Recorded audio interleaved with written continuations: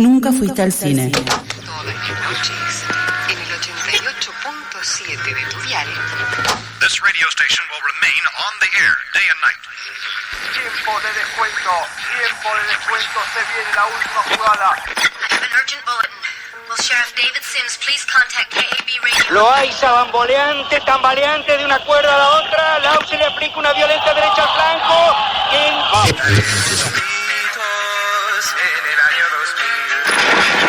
¿Cuál es su deseo para esta Navidad? Mi deseo es cambiar de radiodifusora.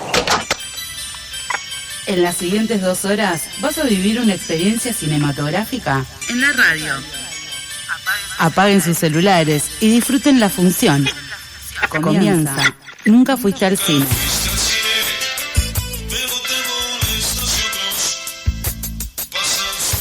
Bienvenidos, bienvenides a esta nueva entrega de Nunca fuiste al cine. Siempre tengo que pensar mucho porque los viernes conduzco el otro programa de no pifiarle y me pasa lo mismo los viernes. Yo le he pifiado, efectivamente. Creo que en más de una ocasión. Es que es casi inevitable, porque si no queda un bache, como quedó recién un toquecito, en donde vos estás pensando en no decir hora libre, por ejemplo, en mi caso.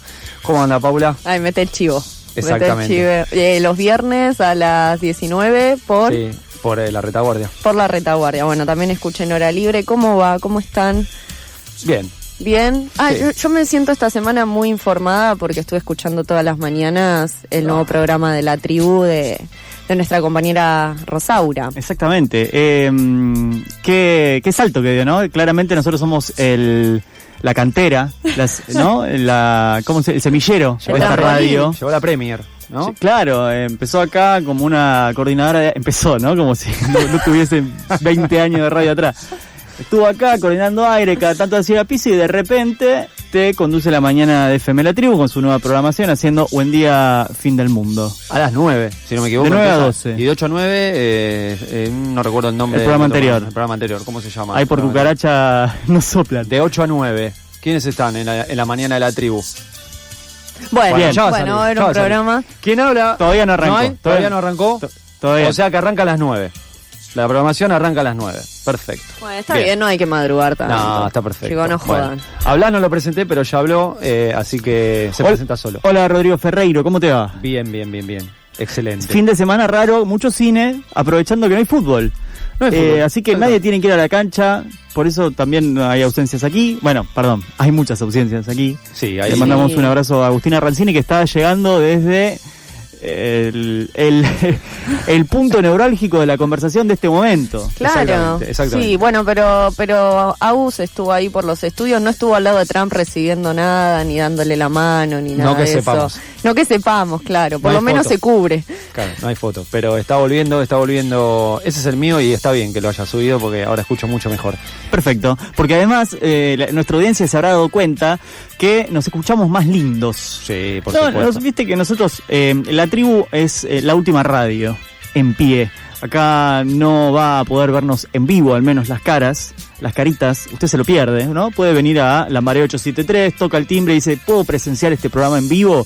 Y ahí vemos, claro, bueno, si puede pasar, si no, y ahí nos puede ver las caras. Pero esto es radio, usted sabe, la radio es para escuchar. Para ver, tenemos el cine. Igual también pueden ver nuestras caritas en nuestros canales de YouTube. Obvio. También pueden escucharnos en Spotify, también pueden vernos por TikTok, que estoy activándolo un poco más. Y pueden vernos también por Instagram. Síganos, suscríbanse.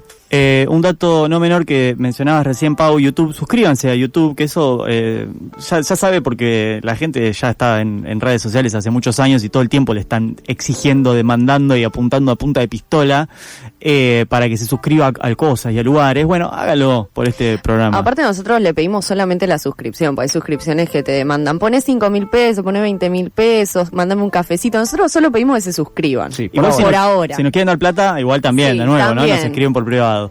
Y algo que quería decir importante es que esto es radio, la radio tiene música y a las plataformas no le gusta que la radio tenga música y nos activan ahí la censura. Entonces, cuando nos escuchan, por ejemplo, quienes nos están escuchando ahora en Spotify o en YouTube, van a ver que termina un bloque y empieza inmediatamente el otro. Bueno, en la radio, entre una cosa y la otra, hay música, tandas, cosas que pasan. Si quieren escuchar los programas completos con música, los pueden encontrar en iVoox, esa vieja plataforma podcastera que es gratis y que puede acceder ahí en el momento que usted quiera a escuchar los programas completos. Incluso los de las temporadas anteriores, que poco a poco estamos construyendo el archivo de Nunca Fuiste al Cine ahí. Ya pueden encontrar todos los programas de la primera temporada, algunos de la segunda, y así iremos completando un poco el álbum de la historia de Nunca Fuiste al Cine acá en FM La Tribu. Bien, hoy tenemos un programa muy completito, ¿sí? Tenemos 2 entrevistas, si todo sale bien, como esperamos, ¿sí? A 2 directoras argentinas que van a tener su función única en el Gomón. Siempre que decimos esto, insistimos, no nos gustan las funciones únicas, pero por supuesto que las vamos a difundir hasta donde podamos. También va a venir Lu Roda, que estuvo la semana pasada con su primera columna sobre el Oscar, va a tener la segunda. Los Oscars son la semana que viene, si no me equivoco, no mañana, sino el otro domingo. Ah, creo que sí, claro, sí, estaba con la idea de que era mañana. No. Y también tenemos un breve informe con la voz de Vicky Duclos ahí, que siempre nos manda datos que son muy importantes a propósito de la industria del cine argentino. ¿Sí? Y vamos a hablar de 2 eventos cinematográficos que se han dado por las salas, alguno que viene del norte y otro que es bien de acá, de nuestra tierra. Bueno, vamos a hablar efectivamente de la nueva película de Lucrecia Martel y de una película que volvió en forma de maratón, ¿no? Esta Kill Bill de Whole Bloody Affair, pronunciaría Santicán. Bueno, las 2 juntas, se hizo una sola Kill Bill y la pudimos ver en cine. Y la vamos a estar conversando con Lu también en un rato nomás. Esto es Nunca Fuiste al Cine, estamos hasta las 4 de la tarde y recién empezamos. Un hombre puede creer o no creer, eso es cosa suya, porque es su propia vida lo que apuesta por la fe, la incredulidad, el amor, la inteligencia. Y no hay sobre la tierra otra verdad más grande para el espíritu humano que esta gloriosa y humilde condición. El hombre arriesga su propia vida cada vez que elige, y eso lo hace libre. Nunca Fuiste al Cine.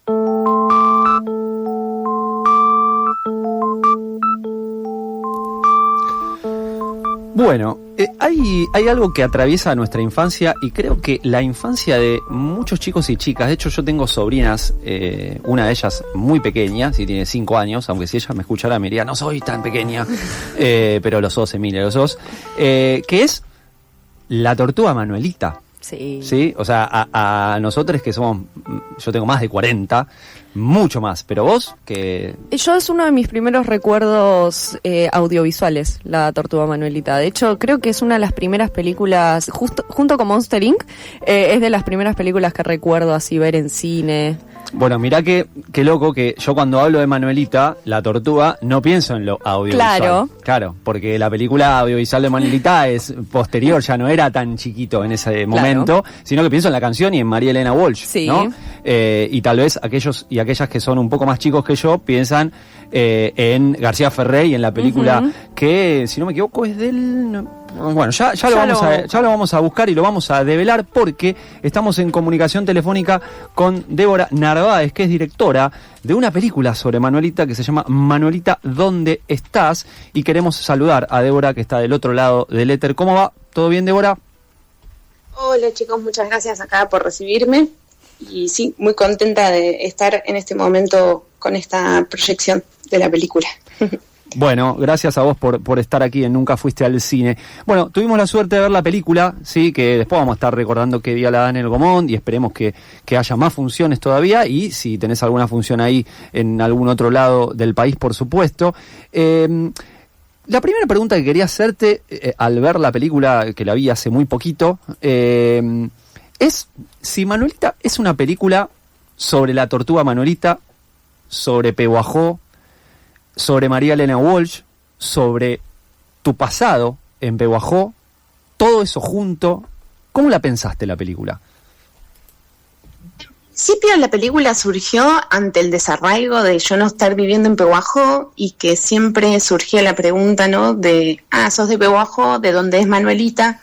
Y en mi pensamiento siempre estuvo la idea de poder encontrar realmente cuál era el mito que hay para los pehuajenses sobre la historia de una verdadera tortuga, más allá de la canción de María Elena Walsh.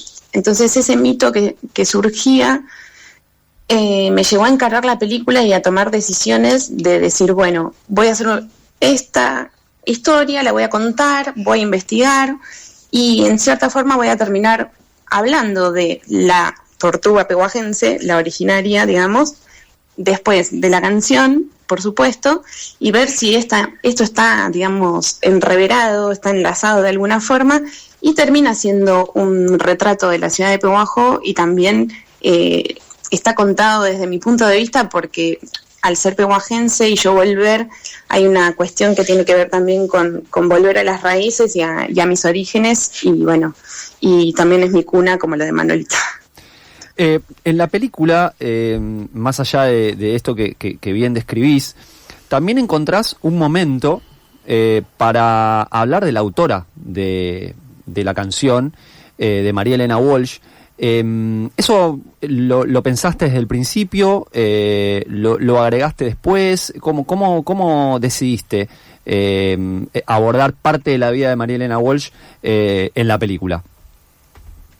Lo decidí en principio porque me parecía totalmente relevante que aparezca la figura de María Elena Walsh, en principio porque fue la creadora de la canción y porque ella como autora, poeta y escritora, realmente música, ¿no? Es alguien de la cultura argentina muy importante y es una especie también como de relevar su figura, volverla a traer y compartir un poco más de lo que es su obra, más allá de la canción y de cuáles eran sus ideologías y sus formas de transmitir sus pensamientos a la comunidad, tanto infantil como a los adultos, ¿no? Así que fue una decisión que no podía dejar de pasar de lado. Débora Blas te saluda, ¿cómo estás? ¿Cómo fue el proceso de producción de la película? Ahora está por llegar al Gomón en una función única, de la que siempre hablamos que es insuficiente y que las películas deberían estar más tiempo en cartelera, pero es como uno de los puntos finales del recorrido. ¿En qué momento empezó y cómo fue la producción, ¿no? Vamos a hablar más adelante de las dificultades actuales que hay para filmar. En realidad venimos hablando hace mucho tiempo, pero más específicamente para filmar ahora. Bueno, ¿cómo fue el recorrido de producción de esta película? Bueno, en el 2020 empecé con una etapa de guión, una especie de escaleteo y de investigación más que nada, a distancia de la ciudad de Pehuajó, buscando distintos archivos y demás, y una vez tenido de haber ya como solidificado una especie de estructura narrativa, fundamos una productora con Nicolás Werner y ahí empezamos a hacer toda la etapa de desarrollo y de poder empezar a aplicar a búsquedas de financiamiento, y así fue como conseguimos, logramos obtener el reconocimiento de vía digital que ofrece el Inca y conseguir una parte del financiamiento. Y en paralelo surgió también el primer fondo que larga la provincia de Buenos Aires a través del instituto para promover toda aquella obra que tenga que ver con la provincia de Buenos Aires, y ahí también obtuvimos una parte del financiamiento. A su vez hicimos una coproducción con un rental de acá de Mar del Plata, donde yo vivo actualmente, la cual puso los equipos, y parte del equipo técnico es de acá de Mar del Plata y la gente que trabajó más en producción es de Pehuajó. Así fue que en el 2022 pudimos ir a grabar, estuvimos una semana ya rodando y después surgió más una etapa de montaje, de un primer armado y de una reorganización y de volver a reescribir este documental porque obviamente, digamos, de la escaleta ya después hay una transformación. Y así fue como empecé a encontrar que tenía que seguir grabando y todo en el 2023 empecé a ir yo sola a grabar con la cámara y a encontrarme con situaciones que tienen más que ver con la intimidad y con eso que es más puro documentativo y no tanto de esta puesta de ficción con todo un equipo técnico muy grande. Y a partir de ya consolidar ese material, nos pusimos a trabajar en toda la parte de animación, que fue en el 2024, y pudimos definir, ¿no?, cuáles eran los criterios de animación y construir toda esta otra parte que es más onírica que tiene la película sobre el imaginario mío acerca de la tortuga, esta gigante que yo tengo en mi cabeza. Y bueno, y luego pudimos terminar ya de concretar el montaje, pasamos a la etapa de postproducción de sonido, realización de música y de color, creación de póster, y lanzamos y estrenamos el 4 de octubre, ¿sí?, en el marco del FICUA, en el Festival de la provincia de Buenos Aires y bueno, después estuvo en otros festivales. Ahora próximamente va a estar en Filadelfia, que nos avisaron antes de ayer. Y bueno, y la llegada a Gaumont, digamos, fue todo a partir de la gestión que tenemos que hacer, donde nos certifican que es una película apta para todo público y poder llegar a salas Inca. Y en principio comenzamos acá en Gaumont y después de, digamos, marzo comienza a reproducirse en otras salas del país Inca. Débora, te saluda Paula. Aparte de cineasta, montajista, directora, también sos docente de la carrera de Comunicación y Artes Audiovisuales en la ciudad de Mar del Plata y en la ENERC, si no me equivoco. Y mi pregunta va más por el lado de, como docente hoy en día, con todo lo que está sucediendo con el cine, bueno, específicamente con el cine, pues este es un programa de cine, ¿qué desafíos tenés como docente al plantarte frente a un aula con estos jóvenes que se quieren dedicar a una industria que hoy en día está siendo tan difícil, quizás? El primer desafío en realidad es entender qué es lo que quieren hacer los estudiantes, porque muchos, digamos, se meten a estudiar comunicación audiovisual, pero más viendo qué es lo que quieren hacer. Y no, la mayoría de los estudiantes vamos notando que no están buscando ser autores o directores, sino que prefieren ser más técnicos, otros youtubers, otros creadores de contenido. Entonces hay toda una mezcla ahí donde un poco tenemos que empezar a ver cómo adaptamos los contenidos y a la vez cómo también intentamos seducirlos para que haya creadores de cine nacional, concretamente. Y el desafío también es incentivar y motivarlos a que estudien producción, digamos, por más que digamos, todos les gusta dirigir y siempre está ese perfil de los directores de fotografía o de los técnicos, queremos promover también que haya un estudio de cómo es producir, porque encontramos que hay una pata débil siempre en todas las formaciones, para que puedan entender que se puede llevar a cabo a pesar de las vicisitudes y que hay distintas formas de hacer diseños de producción y de pensar cómo hacer cine, qué tipo de cine hacer, con qué recursos y para quién y por qué, ¿no? Cuáles son las motivaciones y propósitos de cada uno de ellos. Así que los desafíos son grandes. Y, en principio, aparte, no es lo mismo el perfil de los estudiantes de la ENERC de animación que los estudiantes de las tecnicaturas, así que cada uno tiene como su perfil y bueno, armar las materias y en general que los planes de estudios se vayan actualizando también, porque además ahora tenemos la inteligencia artificial que los estudiantes están como muy relacionados a esas herramientas y también empezar a incorporarlas como una forma de pensarlo como una herramienta y no como una suplencia de ejecución de herramientas, desarrollo de habilidades propias y demás. Débora, muchas gracias. La película se va a estar dando en el cine Gaumont el miércoles 11 de marzo, así que seguramente nos crucemos ahí. Un abrazo grande. Muchas gracias por esta nota y los espero con mucha alegría. Débora Narváez, directora de Manuelita, ¿dónde estás? Repetimos, va a estar en el Gaumont el miércoles 11, este miércoles, a las 8 de la noche. Ya volvemos.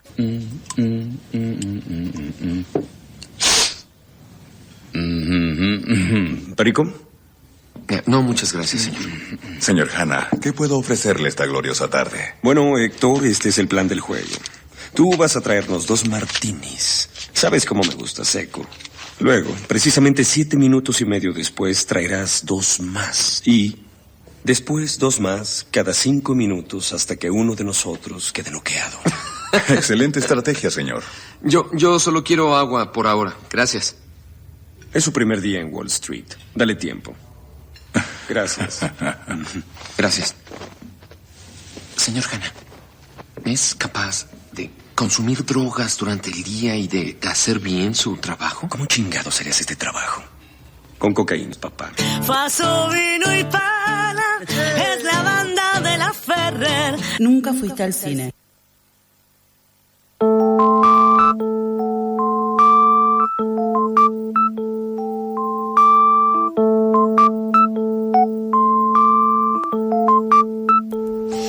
Bueno, y continuamos, porque queda mucho Nunca fuiste al cine por delante. Ya la semana pasada les habíamos adelantado que no desesperéis, Lu Roda iba a volver, iba a seguir hablando de los Oscar porque falta una semana todavía para los premios más grandes, se podría decir, de la industria.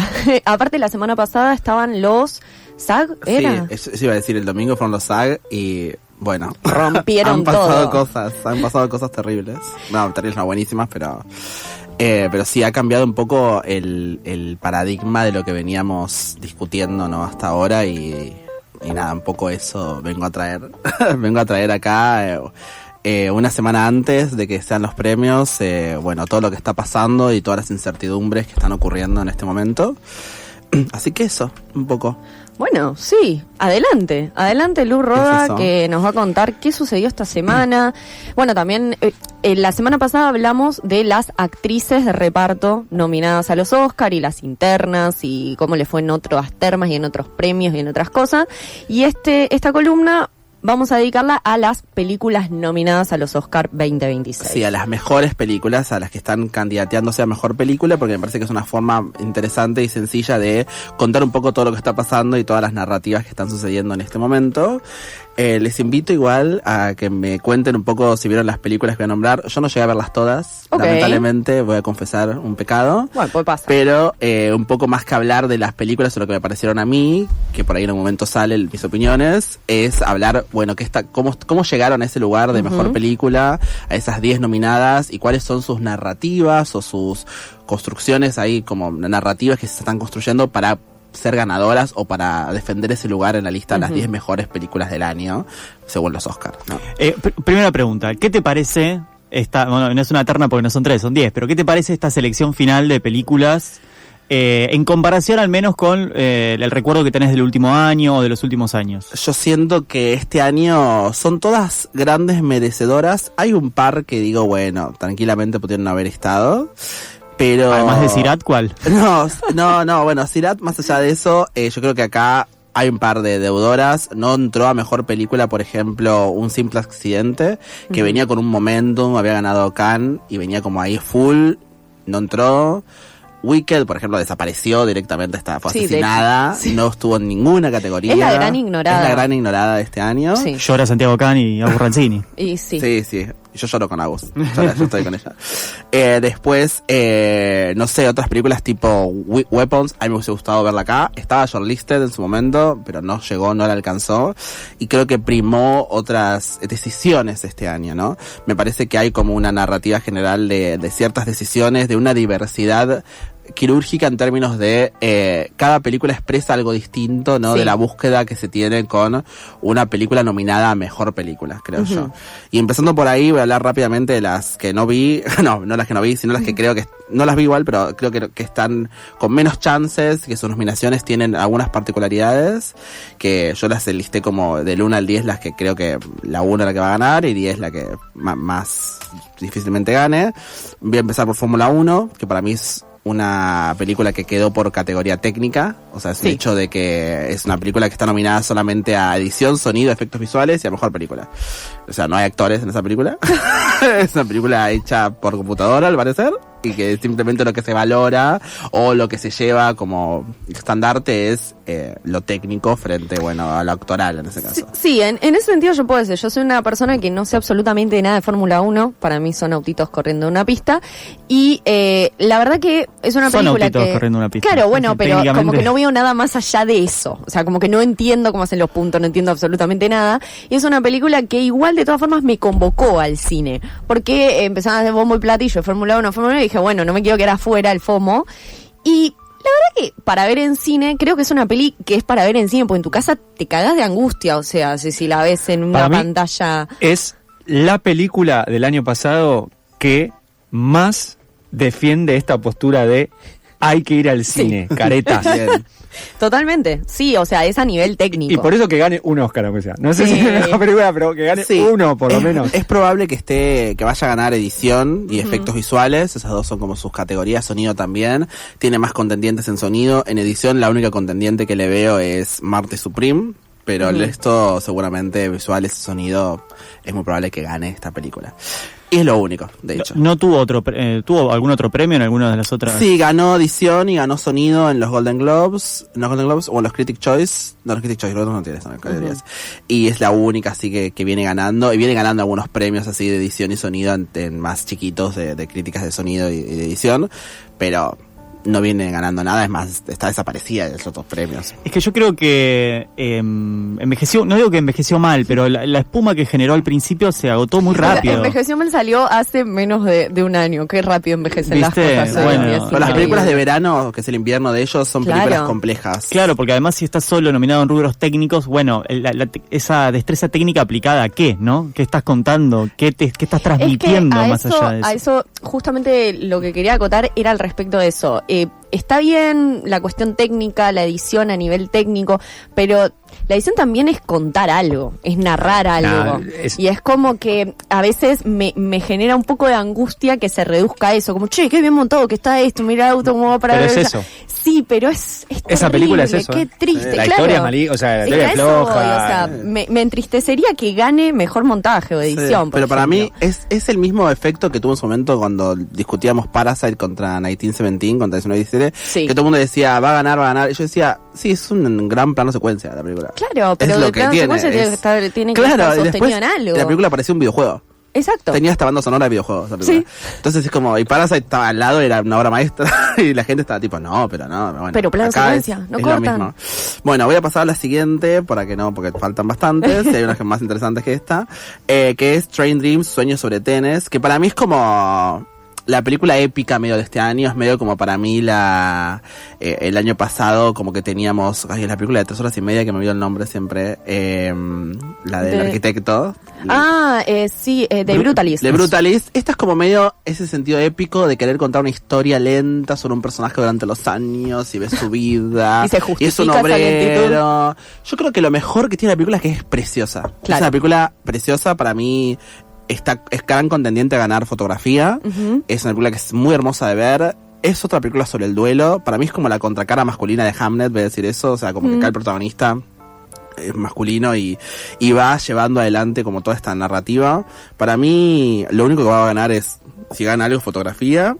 Y la tiene difícil porque no tiene categorías actorales, no está nominada en ninguna categoría actoral, entonces es como que perdió también esa posibilidad. Y guión adaptado, es muy difícil que gane a cualquiera de los contendientes, que son Sinners o Una batalla tras otra, que viene a ganar todos los premios de guión. Claro. Entonces me parece que es una película que quedó ahí como perdida y olvidada. Yo creo que la gente ni siquiera la está viendo tanto y hasta estar en Netflix, digo, para mí vale la pena verla, pero es una película, nada, más de lo mismo a lo que veníamos viendo dentro de los Oscars. Esta es como la más que diría, bueno, estas dos podrían no estar y yo estaría feliz. Claro. En número 8 puse Con todo el dolor del mundo, una de mis favoritas del año, que es Bugonia.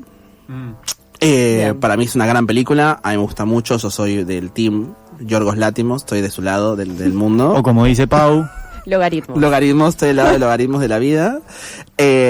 Y tiene, guión adaptado, banda sonora y actriz. Eso es deficiente, no le alcanza para nada. No es forma que hoy en día una película, frente a Sinners, que tiene 16 nominaciones, gane. Claro. Con tan pocas nominaciones y nada, y con Jesse Plemons, que es la contraparte, y para mí hace un papelazo en esa película, no está ni nominado y perdió en todos los premios, incluso no estuvo nominado en alguno de ellos, incluyendo el Oscar. Me parece que va a ser difícil. Emma Stone no va a ganar otro año seguido, o sea, 2 años seguidos no va a ganar. Así que me parece que Bugonia va a perderse también un poco en el olvido en los premios y probablemente no se lleve nada, diría, en los Oscars este año. Séptima puse Frankenstein, que la vi finalmente, porque con Pauli estábamos debatiendo si la veía, no la veía. Me quedé dormida, de hecho. Ok, bueno. Yo creo que es de las que podría no haber estado, que no termino de entender bien por qué está ahí. ¿Por qué está? Porque para mí va a ganar 3 Oscars, mira lo que te digo. Va a ganar maquillaje, va a ganar vestuario y va a ganar diseño de producción. Yo quiero los tres yo quiero que la audiencia viene ganando note. en todos lados. Yo quiero que la audiencia anote las predicciones de Lu Roda. Sí. Y nos pueden también mandar mensajitos al 11 31 26 0887 y decir también sus predicciones. También nos pueden escribir por Nunca Fuiste Cine a Instagram y vamos a leer los mensajitos al final del programa. Y voy a decir que también es una película que la está llevando un poco al hombro Jacob Elordi, ¿no? Jacob Elordi viene de ganar los premios de la crítica, que fue una sorpresa, que ganó Mejor Actor de Reparto, porque nadie lo esperaba. Se le están colgando un poco las tetas a un Jacob. Un poco, pero sí. Todas las películas que está haciendo un poco se un están poco colgando sí. a él. Un poco sí.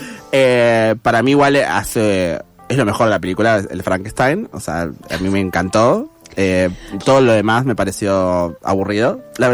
Es eso, la verdad, me pareció aburrida. Yo siento como que se llevó un poco el Frankenstein a Cumbres Barrascosas. Siento sí, como que medio sí. que el personaje puede ser como un metaverso. Pasa que igual me gustó estéticamente, o sea, siento que a mí me gusta mucho Guillermo del Toro, entonces entiendo la visión que tiene él. Fue un poco como el Frankenstein del universo de La Forma del Agua, ¿no? Como que en esa estética, en ese universo, medio como que es lo mismo, y por eso siento que va a ganar diseño de producción, vestuario y maquillaje. Maquillaje, la única contendiente que tiene realmente es la hermanastra fea de Ugly Stepsister, que es película de terror, no se lo va a llevar, y estando Frankenstein nominado tiene 8 nominaciones, Frankenstein. Bueno, aparte de Frankenstein también lo que tiene es que tiene un maquillaje de effects, de prótesis y todo eso, que es al contrario de la hermanastra fea, que igual hacen un gran trabajo, y creo que ahí va a ganar. Y bueno, y creo que no va a ganar a mejor película, y ni mucho menos, porque no está ni nominado Del Toro, que es como la gran estrella de la poesía de su película. Él no va a llevarse nada. Número 6, voy a poner El Agente Secreto, que también la vi. Obviamente me parece una buena película. No me conmovió tanto como I'm Still Here, eso es a título personal. Que creo que Wagner es un poco el caballo negro, el Dark Horse de esta temporada a nivel actoral. Al igual que pasó con Fernanda Torres el año pasado, que sorprende ganando el Globo de Oro. Él gana el Globo de Oro a Mejor Actor. Y después hay como un silencio. Fernanda Torres era muy difícil que gane porque la discusión estaba entre Mikey Madison y Demi Moore desde el minuto 1. Este año Wagner Moura está mucho más silenciosamente, y la carrera a Mejor Actor está siendo medio un caos, ¿no? Claro. Acá voy a hacer un breve paréntesis para hablar un poco sobre Mejor Actor, porque me parece que amerita con lo que pasó en el SAG. Veníamos con un año de un comienzo de temporada de premios que parecía que Timothée Chalamet se iba a llevar todo, que iba a ganarse todos los premios, y que era el año Timothée, al fin vas a ganar el Oscar y vas a ganar de todo. Y de golpe viene ganando Critics' Choice, viene ganando el Globo de Oro, que comparte con Wagner Moura. Llega el BAFTA, que es de las premiaciones más importantes. Es tan importante que el año pasado venía ganando Demi Moore todo, gana Mikey Madison el BAFTA, pierde el Oscar de Demi Moore y lo gana Mikey Madison. Y gana un actor inglés el BAFTA, que no está nominado a nada por una película inglesa.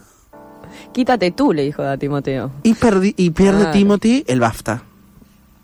Llega a los SAG, que decís, bueno, se lo dieron el año pasado, pero quizás este año igual se lo quieren dar otra vez. Gana Michael B. Jordan, nadie lo podía creer. Y ahora encima estuvo boqueando Chalamet. Encima estuvo boqueando diciendo, no es como la ópera o el ballet, que todos están ahí aferrados diciendo esto no le interesa a nadie, pero igual lo voy a seguir haciendo.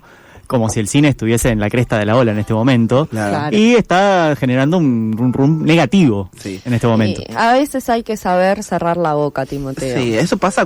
Es que ahí es cuando yo digo, bueno, la siguiente película que voy a hablar, ya que estoy acá, voy a cortar con Agente Secreto y voy a hablar de Marte Supreme, porque antes de pasar de Agente Secreto, yo quiero mencionar, porque justo hablaste de Aún Estoy Aquí, y es importante remarcar que sí, son películas que hablan de la dictadura brasilera, pero en El Agente Secreto es el contexto de la dictadura. O sea, es una película que cuenta una historia que podría pasar, o sea, en cualquier otra situación. Deciden que suceda en dictadura, justamente en la época de carnavales, y es una película totalmente diferente a Aún Estoy Aquí, que quizás es un relato más clásico al que estamos acostumbrados. Esta es una película que realmente administra muy bien el no saber. O sea, como que tal vez a los 20 minutos decís, me estoy perdiendo algo que yo no entiendo de la película. Al minuto 40 te pasa lo mismo, a la hora te pasa lo mismo, pero sin embargo hay algo que te tiene ahí, te tiene enganchado, te tiene mirando.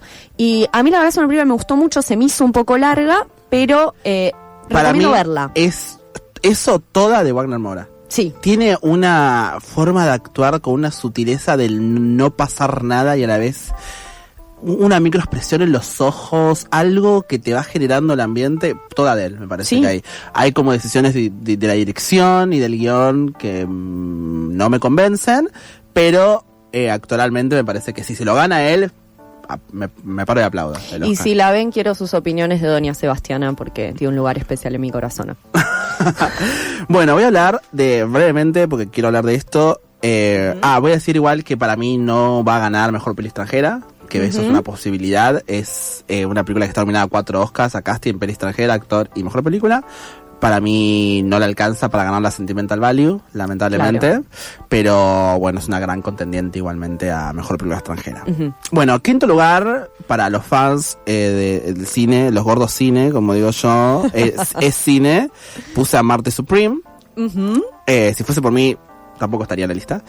Tengo un problema con esta película, que es un problema de la misma forma que con Fórmula 1, que siento que es una película que está muy bien hecha, que tiene una visión interesante, que tiene un protagonista que es detestable, y que yo estuve 2 horas y media diciendo, me quiero ir de esta película porque no quiero estar en este cine, y cuando terminó la película y 3 tipos se pararon y aplaudieron diciendo, es un capo, yo dije, está haciendo estragos esta película psicológicamente a la gente. Claro. ¿La gente realmente piensa que esto es un buen tipo? Sí, y para mí tiene que ver con su final, y tiene que ver con que las cosas le salen bien. Sí. Sí, aparte es como le salen bien y dicen, bueno, ahora sí puedo paternar. Claro, ahora sí puedo ser una persona sensible. Claro. No, es absolutamente regresiva en ese mensaje, y me pasó algo con esta película, que todo lo otro que iba pasando y todos los otros aristas que van dejando él, que se van contando a su alrededor, me parecen más interesantes que él. Su amigo del tenis y con toda la storyline de las abejas y la miel, 10 esa escena. Sí.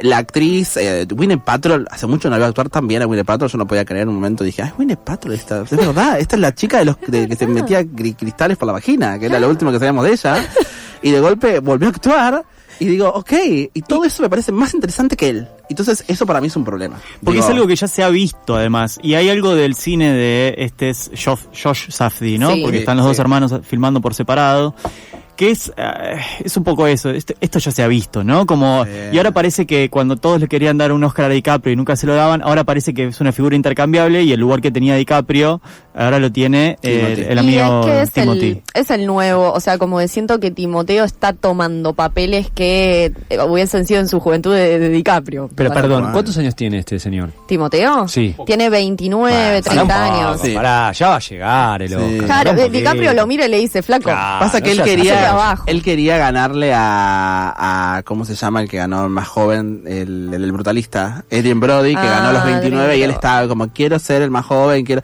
Y para mí, volviendo para cerrar sobre esta película, que no quiero hablar más de ella, volviendo a eso, yo siento que me parece un gran actor, y cuando salí de la película dije, es un gran actor, no lo puedo negar, es increíble cómo actúa. Vi la entrevista y dije, igual estás haciendo un poco de voz en Marte Supreme. Claro, sos ese Gil. Sos ese Gil igual también me parece. Entonces me dije, bueno, los actores metódicos, no, afuera. Entonces no me gustó. Bueno, llegamos al top 4. Acá voy a hablar rápidamente de esta película que me encanta, pero no quiero hablar porque ya hablé también de esto la otra vez, que es Sentimental Value. Pauli lo sabe, me ha visto llorar viéndola media hora. Soy testigo. Y es una película que está nominada a todo, edición, película internacional, guión original, actor de reparto. Para mí va a ser la ganadora en película internacional, perfila eso, viene de ganar en los BAFTA, viene de ganar en los premios internacionales. Que es una película profundamente actoral, La Fuerza. Sí. Y yo creo que ninguno de sus actores va a ganar algo. Entonces ahí es donde, en este caso, pierde fuerza para ser pensada como candidata a mejor película. Pierde sus chances porque en las categorías actorales ni Renata Resme con su actriz principal, ni las 2 actrices de reparto que tiene, ni Bill Skarsgård, que hubiese sido lindo verlo ganar un premio. Por primera vez está nominado después de años de carrera. Para mí siento que Sean Penn viene con una narrativa muy fuerte y va a ser de las pocas veces en la que un actor gane un premio Oscar sin dar un solo discurso en toda la temporada de premios, porque no estuvo en ninguna de los premios que ganó, no apareció, y va a aparecer ese día, probablemente borracho, y va a decir, hola, gané, gracias, Claro. me voy. Bueno, Timoteo podría aprender un poco de él. Sí, al menos podía hacer silencio. Claro, tal cual. Tal cual. Siento que Sean Anda a Penn va a empedarte, ganar si querés, por pues. hacer silencio. Exacto. Bueno, es una estrategia. Es una estrategia. Y llegando ya al top 3, así ya apuro y cerramos, está Hamnet. Para No te mí apures, que no es... te apures, tranquila. Tranquila. Yo tengo miedo. Top 3 está Hamnet, que bueno, justo veníamos hablando de eso entre tandas, que para mí es una película que viene de ganar el Globo de Oro a Mejor Película Dramática, que hace unos años el que ganaba drama ganaba después los Oscars, era prácticamente cantado. Últimamente eso no está pasando tanto y están mirándose incluso más la categoría de Mejor Película Comedia para pensar quién va a ganar, que la ganó en ese caso una tras otra. En este caso, para mí Hamnet, la única estrella y la única persona que va a ser premiada va a ser Jessie Buckley. Que no está mal. Y no está mal. Nos parece, hay un consenso acá en mesa de que es lo interesante de esa película. Su actuación es espeluznante, hasta te diría en algún punto lo bien que entra en el papel. Y viene de ganar todo. O sea, viene de ganar absolutamente todos los premios televisados. Y esta no va a ser la excepción. Claro. Ella ya está cansada de subir y dar discursos, que encima son muy buenos cada vez que los da. Pero me parece que va a ser una película que va a ser premiada por eso. Me da pena por Chloe Zhao, que a mí es una directora que me gusta. Y es un estandarte, es como un poco la figurita repetida de las directoras nominadas al Oscar. Porque es la directora mujer más nominada en los Oscars y además una de las pocas ganadoras de esta categoría. Con Nomadland ganó. Con Nomadland ganó.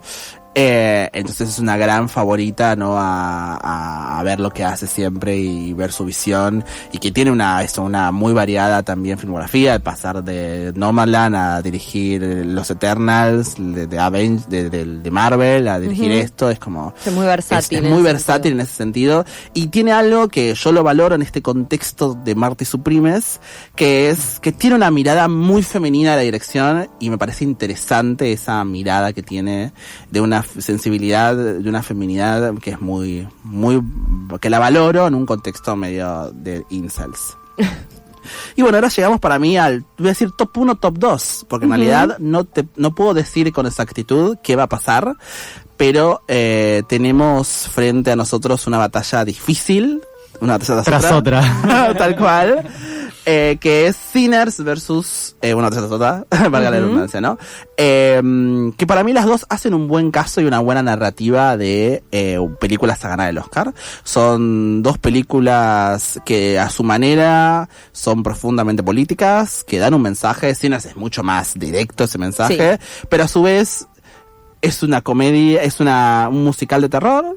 Y entonces vos decís, tiene un mensaje difícil, pero en vez de ir por el drama, va por ese lugar más del terror y del género para contar esta historia sobre el racismo. Sí, y también termina siendo esto que hemos visto también en otras películas, de que al final lo terrorífico no termina siendo tanto, por ejemplo, los vampiros en este caso, sino otras cosas que están sucediendo alrededor. Como las películas de zombies, ¿viste? Siempre las películas de zombies lo peor son los humanos que sobreviven y no los zombies que no saben qué están haciendo, y acá lo mismo.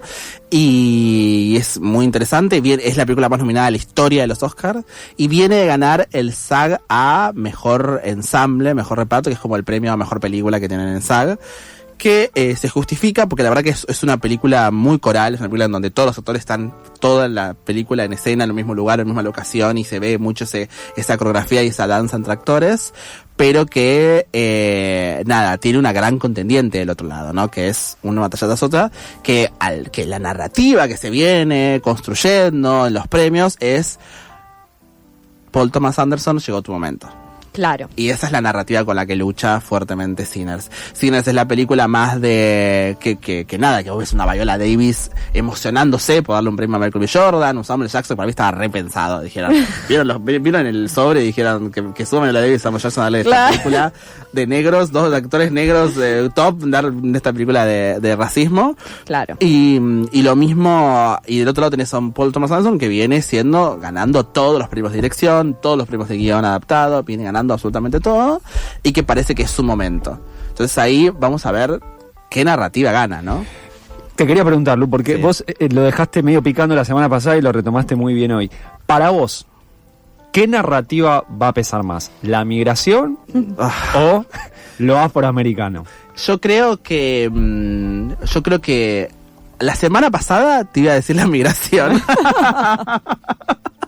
Ay, pero tócame tan rápido. Y te hubiese dicho la migración y te hubiese dicho que eso sumado a la narrativa personal de Paul Thomas Anderson y a la deuda de los premios, sentía que con su premio a mejor guion adaptado, que lo va a ganar seguro, y a mejor director, que lo va a ganar seguro, eso ya le aseguraba, más Sean Penn, que va a ganar, esos 3 premios iban a ser suficientes para que él gane a mejor película. Hoy en día siento que va a haber que Sinners, si gana todos los premios actorales que tiene, que lo decía la semana pasada, mejor actriz de reparto, mejor actor Michael B. Jordan, que de nuevo ahora volvió porque Timothée Chalamet está de retirada, Michael B. Jordan aparece como importante. Si gana eso, gana guión original, gana, y no me sorprendería que tengamos una sorpresa y que Sinners sea Moonlight. Yo creo que va por ese lado. Como esperemos que nadie se equivoque. Que nadie se equivoque en esta vez y que no digan nosotros otra, que suba DiCaprio y tengan que decir no bajemos, es Sinners la que gana. Pero creo que si tuviese que decir y definirme, aunque no me gustaría, creo que Sinners esta última semana ganó mucho momentum. Y no me sorprendería que la película ganadora del premio Oscar del año sea Sinners. Yo siento que a nivel público y todo va a ser un showazo, o sea, va a ser como si pensamos para la tribuna que gane Sinners, va a ser un delirio de esa noche del show. Si gana una talla de sosa, vamos a aplaudir, vamos a decir, bueno, ganó probablemente una de las mejores películas del año, y merecidamente. Vamos a estar satisfechos. Vamos a estar satisfechos, pero siento que hoy en día la narrativa de Sinners a nivel temporada de premios va a terminar siendo la vencedora.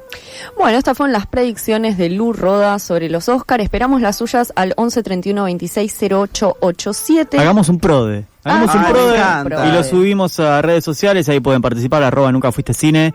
Ahora que lo dije, lo voy a tener que hacer, así que me sumé una tarea para el domingo. Comprometió. Así que sigan en nuestras redes sociales y participen del prode de los Oscar 2026. Y sigan enganchados en FM La Tribu, porque ya llegó May Villagra, directora de Abrazando la Patagonia, y después de esta tandita vamos a estar hablando con ella.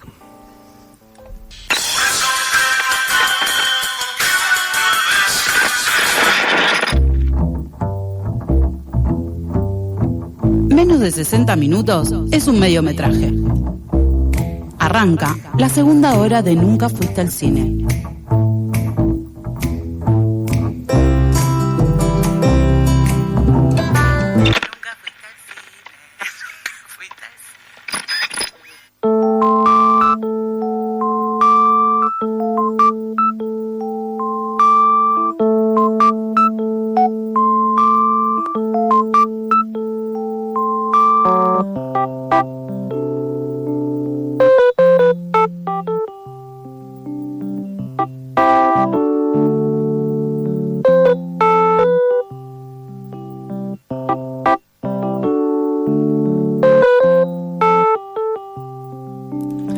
Segunda hora de este primer Nunca Fuiste al Cine de marzo, y como anticipábamos, ¿sí?, al principio del programa, dijimos que teníamos 2 entrevistas a 2 directoras argentinas.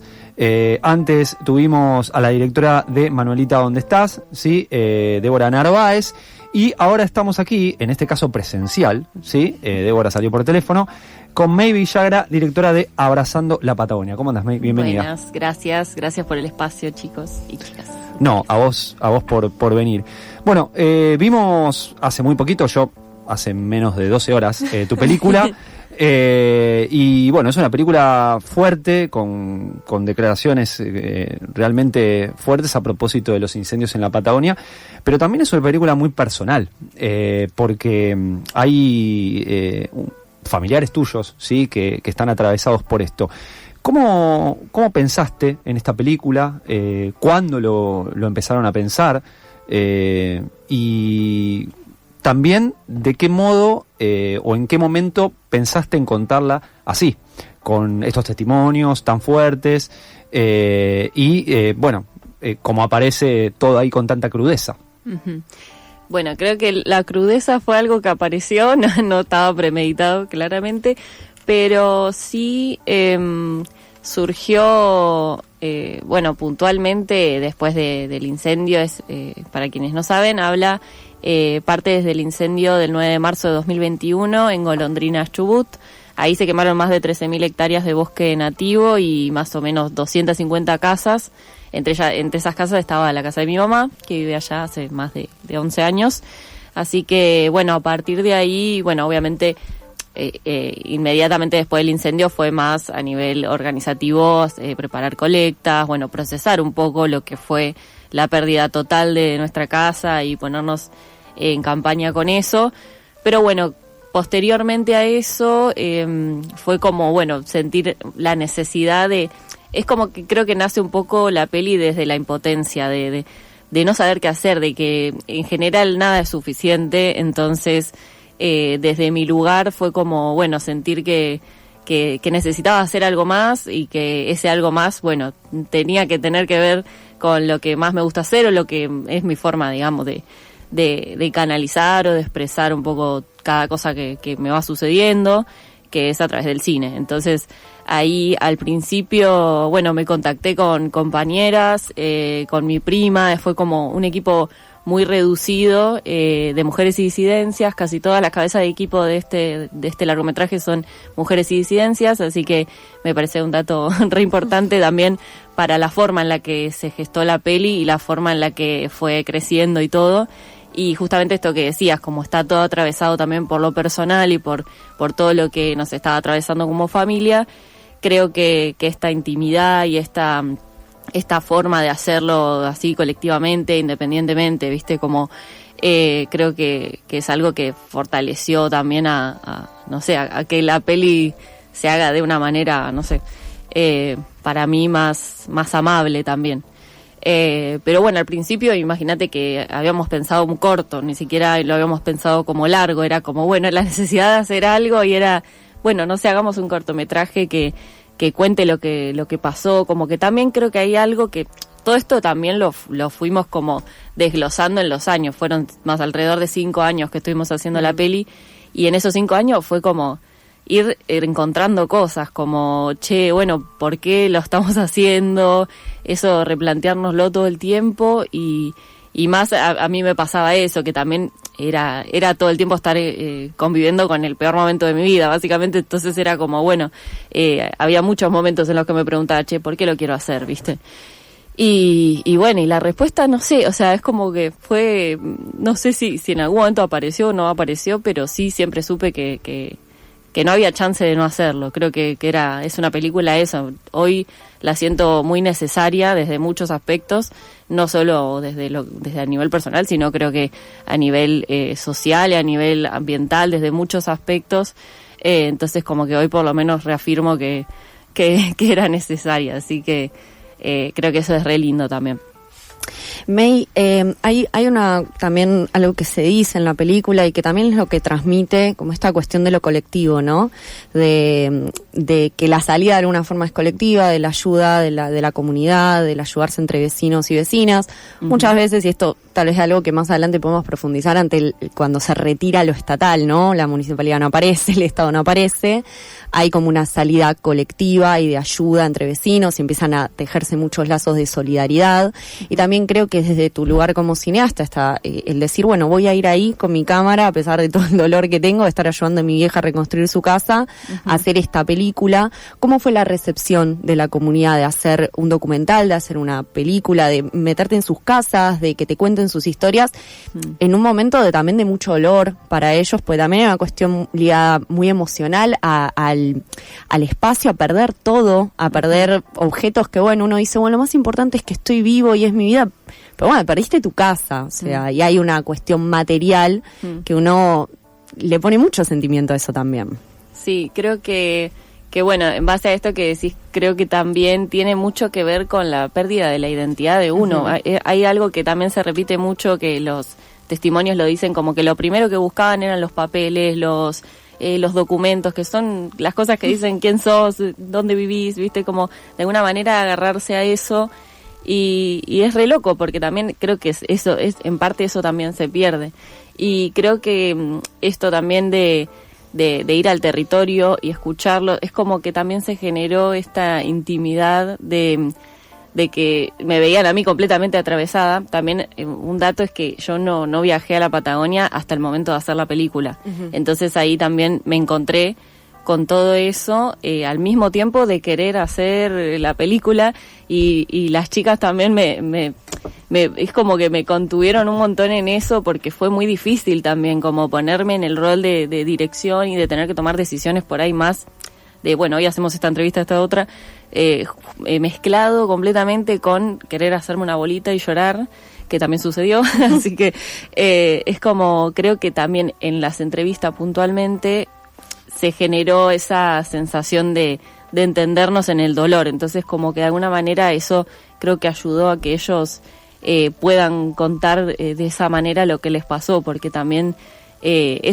cuentan cosas muy fuertes y muy íntimas también. Entonces es como, creo que eso se generó por esta sensación de verme a mí un poco en la misma, ¿viste? Como y de entender que de alguna manera los entendía lo que les estaba pasando. Y también creo que algo importante fue haber viajado a hacer la peli casi un año después del incendio, porque creo que no hubiese sido lo mismo si íbamos enseguida había pasado, porque realmente no podían ni siquiera hablar de lo que les había pasado. Era como, si era muy inmediato, ni siquiera lo podían procesar. Entonces creo que al año por ahí lo tenían más procesado y tenían como más la fuerza por ahí para poder hablarlo, como que se sentía también la necesidad de hablarlo. Muchas veces ellos empezaban a hablar por ahí sin que le hagamos ninguna pregunta, y era como, y la verdad que a mí también me sirvió un montón eso, para mi propio proceso, como bueno, escucharlos y estar ahí y llorarme todo, y bueno, y creo que eso es re necesario también, como realmente escucharlos y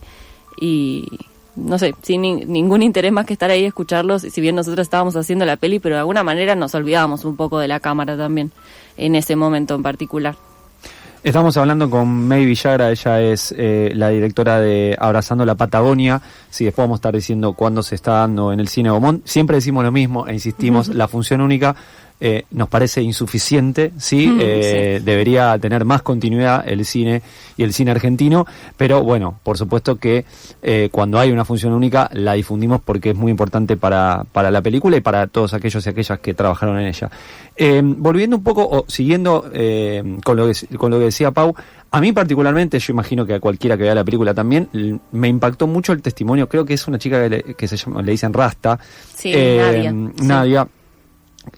Porque ella cuenta que estuvo al borde de la muerte, digo, y está contando, y con sus hijos e hijas además, está contando algo muy fuerte, porque en un momento piensa que realmente se va a morir. Ese testimonio, ¿cómo lo trabajaron antes? ¿Surgió espontáneamente? ¿Cómo fue? Ella es conocida de mi mamá, de la Feria de Artesanos de ahí del Bolsón, y yo ya la conocía de antes a ella, y bueno, fue un poco, bueno, contarle que estábamos haciendo la película y que queríamos hablar de los incendios y bueno, particularmente de este incendio, y ella sí fue realmente de los testimonios que te digo que fue, bueno, comenzar a hablar y no, nosotros no hablamos en toda la entrevista, fue como estar así y ella empezó a hablar y hablar y hablar, y creo que sí, ella también siento que lo necesitaba, como que ella contaba que justamente dio un testimonio cuando recién había pasado, dice que no se acuerda nada de lo que dijo, por ejemplo, como que realmente no se acordaba de nada. Dice que por ahí en este momento era como que estaba más consciente. Y si bien lo trajo de nuevo, porque también re doloroso, porque también lo cuenta de una manera, viste, sí. Como que sentís que lo está viviendo en el momento, como lo cuenta. Y de alguna manera sí, porque por ahí lo trajo de nuevo todo ese dolor y ese trauma, pero después la verdad es que nos dimos un abrazo y fue como, también ella misma por ahí no se daba cuenta que estaba necesitando largarlo de alguna manera, porque también hablarlo y contarlo, si bien ella fue a terapia, sus hijos fueron a terapia, y venían como también de estar haciendo un laburo todo ese año, sino también por ahí no hubiese sido tan posible que lo cuente así, pero creo que eso, que en ese momento se ve que ella también lo necesitaba, y fue como de esos testimonios que que empezó a hablar y ahí largó todo, ¿viste? Y la verdad es que nosotras no teníamos palabras. Fue de los testimonios que nos dejó, tipo, bueno, más que abrazarnos. Por eso también creo que está mucho lo del abrazo, ¿no? Como que ella misma también dice que lo que más se necesitaba en ese momento era contención de alguien que te abrace, que te diga, che, esto no va a durar para siempre, ¿viste? Como eso es terrible también, es como... así que bueno, eso, básicamente. Justamente comentabas que vos volviste un año después de los incendios y de lo que sucedió. Muchas veces pasa que cuando hay incendios en la Patagonia se cubre en el momento, todos los medios lo cubren en el momento y después no se sabe qué pasa con esas familias que perdieron todo. Uh-huh. Entonces tu película en ese sentido está buenísima porque bueno, te enterás qué pasa con esas familias luego de que perdieron todo. Y algo que me llamó la atención, que es esta cuestión del módulo que le dan a tu mamá. ¿Qué es esto? O sea, la verdad me llamó la atención porque dije, quiero preguntarle eso, ¿cómo es el módulo estatal? Que es algo que con fondos provinciales, ¿cómo es eso? O sea, esa ayuda de alguna forma estatal. Bueno, es difícil esa porque son casas prediseñadas, son unos cuadrados blancos horrendos, que lo van a ver en la película, pero imagínate que se les dice, creo que son casas como de transición, o no sé, tienen un nombre medio como de proceso, como bueno, hasta que vos más o menos te sanes este proceso de trauma, nosotros te damos esto y después la idea era quitárselos. O sea, la idea era como que ellos tengan un techo para poner las donaciones o lo que sea y después te lo retiran o no sé, fíjate cómo hace. Claro, por eso tu mamá está construyendo su casa a la vez que, o sea, ella vive ahí pero está reconstruyendo. No, lo que hizo mi mamá fue ir a la municipalidad a romper los huevos para que se lo dejen. O sea, de que yo voy a construir mi casa ahí. O sea, esa va a ser mi casa, ¿entendés?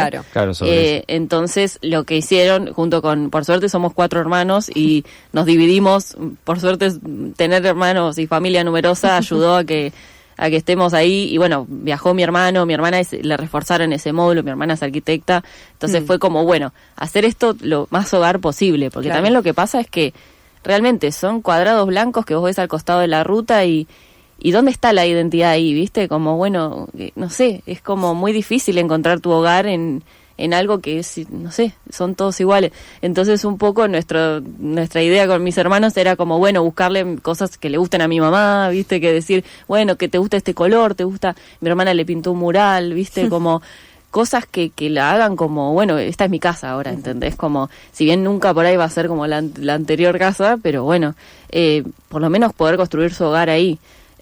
Porque eso también creo que es medio, no sé, siento que es algo que te lo dan, pero después hacer lo propio es re difícil. Así que eso, sí, no sé bien cómo funciona, pero bueno, creo que ahora la mayoría los dejaron, no se los quitaron. Pero ya te digo, o sea, esta es una historia, ponerle mi mamá, bueno, se pudo reconstruir con ayuda y todo, pero hay un montón de familias que por ahí no se reconstruyeron, otras que decidieron cambiar de lugar para vivir, porque, no sé, esto también de estar en todos los veranos en contacto con el fuego es re doloroso también, entonces es como algunos deciden irse a otro lugar, otros que por ahí sí se reconstruyen, pero igual después se dan cuenta que no pueden o que les hace mal, o, viste, eso, como que cada historia es diferente también. Más allá de ser una película muy personal, también hay momentos, yo no sé si esto fue deliberado o cuando hicieron el montaje lo empezaron a descubrir, donde aparece claramente una mirada política muy explícita. Digo, ustedes hablan de la flora nativa, de los pinos que no deberían estar ahí, de una de las entrevistadas desliza algo así como, era muy raro el fuego viniendo de todos lados, o sea, como diciendo, che, esto puede llegar a ser intencional.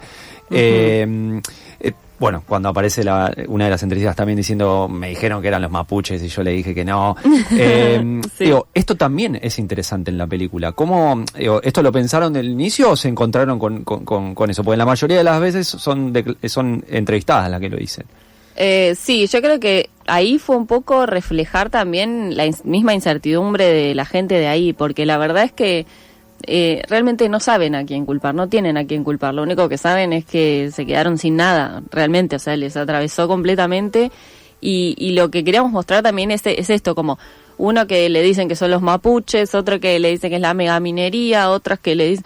Entonces es como que son muchas, pero sí algo concreto que es como vos decís, es que se sabe que son intencionales.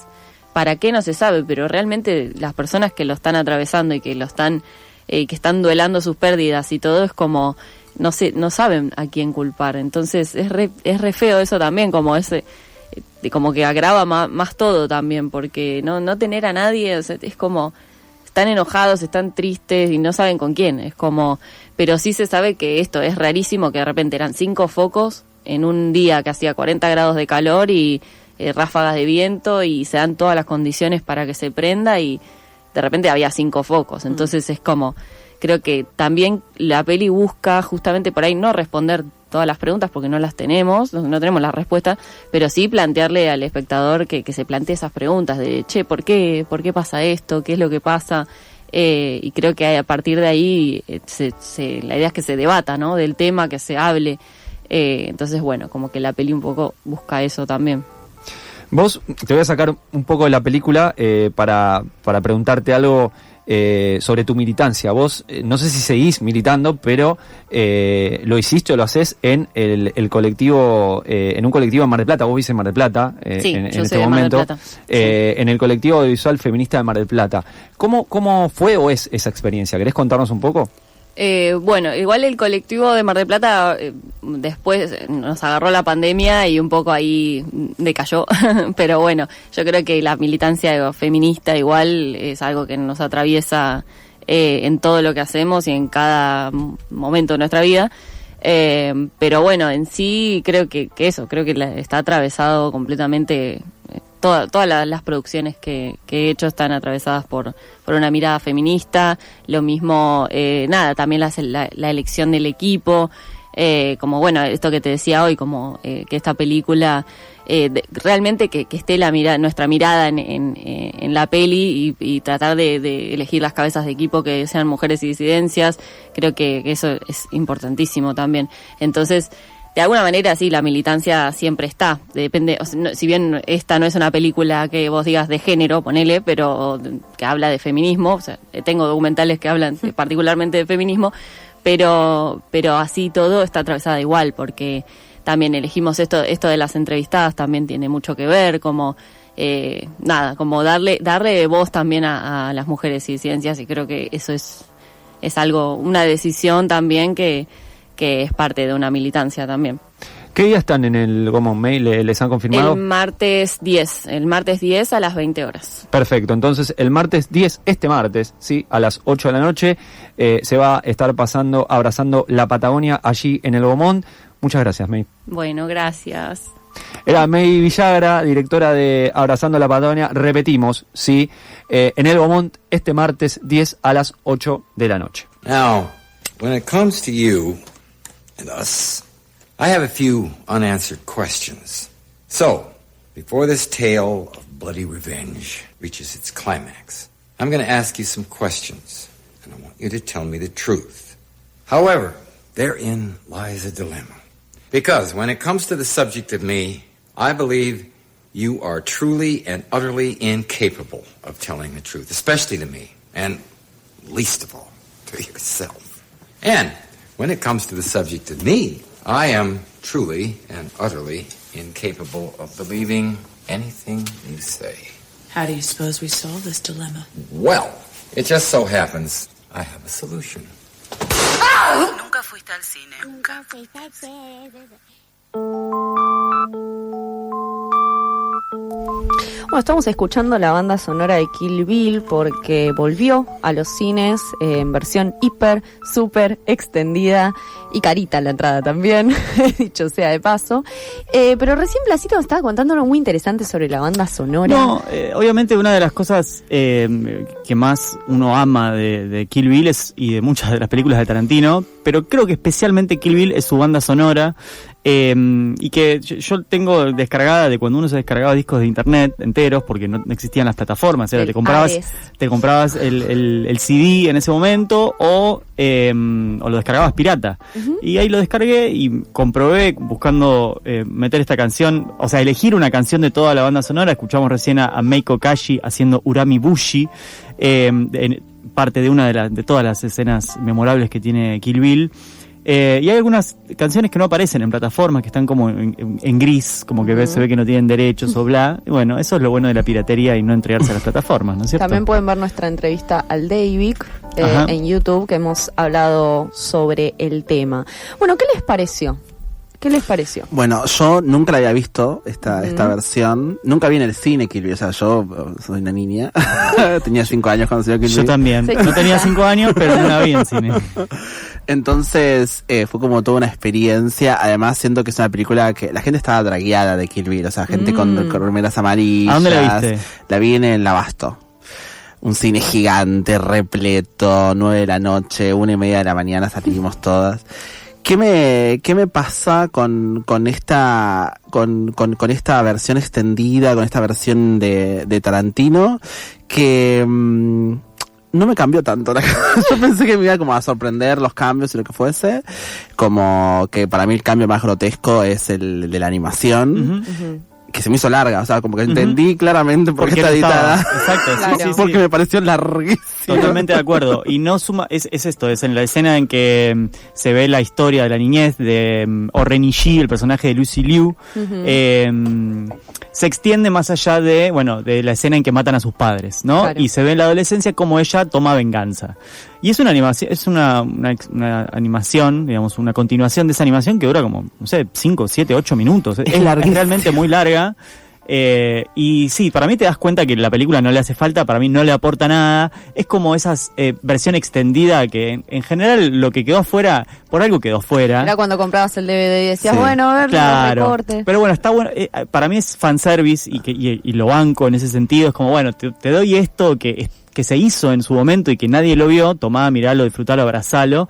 No así lo que hay, la escena postcréditos. Me parece, no sé si te quedaste a verla. Me quedé a verla y no puedo creer. O sea, yo dije, yo me quería ir. Claro, sí. Porque yo dije, bueno, me voy. Y me dice, no, quédate a ver la escena postcréditos, que hay una escena postcréditos increíble. Sí, no. Y fue lo peor que me pasó en la vida. Sí. Fue la muerte del cine. Sí. La escena postcréditos es algo que se hizo, no sé, con Fortnite. Sí, con Fortnite. Entonces hay personajes del videojuego. No vamos a decir que eso es canon. Pero eso se hizo en su momento, ¿o no, lo se hizo ahora? Porque Fortnite dirigido por Tarantino. Eso dice el papel, dice que está dirigido por Tarantino. Bueno, está. Fortnite puso ahí plata. Obvio, puso toda. Porque el Fortnite lo que hace es que vos podés elegir personajes como skins, vestuarios de personajes de la película, y como que sacó una edición Tarantino. Entonces tu personaje puede ser los de la película. Y con toda esa estética que construyeron para los videojuegos, hicieron una escena post-créditos del videojuego. Yo no podía creer, cuando estaba viendo la animación decía, ¿qué es esto? Los Sims, ¿viste? Como que no me cerraba que estaba viendo. Y que cuenta la historia supuestamente de la hermana de, ¿cómo se llama? Gogo. De Gogo, que se viene a vengar y se encuentran y es como lo que te explicaría el agujero que hay de por qué ella pierde el Pussy Wagon, o sea, por qué pierde la camioneta. Espero igual que esto no sea el inicio de cortos tipo Fortnite. No, Fortnite es un universo. Pero parece que es una escena que escribió Tarantino en su momento, que nunca llegó a filmar y que se termina dando cuando Fortnite vino y puso la plata, evidentemente. Pero bueno, eso no solo no aporta, sino que nada. A ver, había muchos adoles en mi función. Yo la vi en el Cacodelfia, que lo que tenía de bueno eran dos cosas. Los miércoles la entrada está un poco más barata, casi mitad de precio de lo que sale en los complejos. Yo pagué 20 y pico. ¿20 y pico? Sí, me estafaron. No, fue una estafa. ¿No estaba 16? Pero estaba 18 más service, porque es online. No, fue terrible. Bueno, hay algo ahí, porque todos los complejos, o al menos el Abasto, yo suelo ir a esos cines, que tenés los clubes estos que te dan entradas y promos y bla. y no te aceptaba ninguna promoción. No. Ninguna, como, bueno, tenías que poner 15 lucas. Pero en el Caco Delfia pasamos chivo, si todavía está en la programación de la semana que viene, los miércoles está a 9 lucas y empieza a las 7 de la tarde. Entonces, si llegás, muy buen horario. salís un poco más temprano, si laburás el otro día, te ayuda. Nada, yo tampoco la había visto en cine el momento de su estreno, en ese momento estaba en Bahía Blanca, no sé ni siquiera si llegó al cine Bahía Blanca, yo supongo que sí. Entonces, y la había visto reiteradas veces en una computadora, en una tele, creo que ni siquiera en un proyector. Y la verdad que fue muy gozoso, fue muy placentero. Ver esas imágenes y escuchar esas canciones en un cine es parte de la educación cinéfila o de los momentos de mayor goce cinéfilo que uno ha tenido en su vida. Y es pensar de nuevo en Tarantino como un protagonista de la industria con un puñado grande de películas. Y sí, algo que me hizo ver esta película de nuevo es cómo en las últimas películas, con la excepción de Yoyana, ha perdido a los personajes femeninos fuertes e interesantes, que dije, che, los dejó acá. Y no, me hicieron acordar a Yoyana ahí en Bastardos sin Gloria. Sí, pero uno que no es el único, es clave, pero no es el único de la película.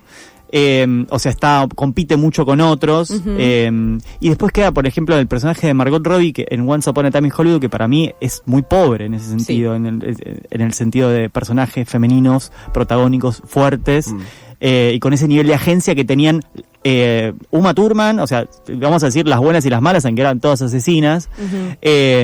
Todas tienen esa característica, tienen historia propia, tienen un abanico de intereses, de voluntad, de emoción que aparecen en cámara y que después... No, aparte tiene un arco súper interesante a lo largo de la película que se perdió muchísimo. A mí, yo lo discutí esto con Pauli un par de veces, porque yo tengo como mi crítica, a mí Tarantino es una figura que me complejiza y que me genera sentimientos encontrados, porque me parece un buen director, un increíble director, pero con una mirada compleja de ciertas cosas que no comparto, y una de ellas tiene que ver cómo retrata la feminidad. Siento que Kill Bill es su mejor película, para mí es increíble, pero hay cosas que envejecieron mal. Yo a mí lo que me pasó cuando vi la película completa y verlas juntas, primero me pasó que la segunda parte se me hizo mucho más lenta que la primera parte, sino que la primera parte es espléndida, es increíble. Sí. Y para mí Lucy Liu hace para mí el mejor personaje de la película, el personaje, toda su historia es lo más interesante para contar.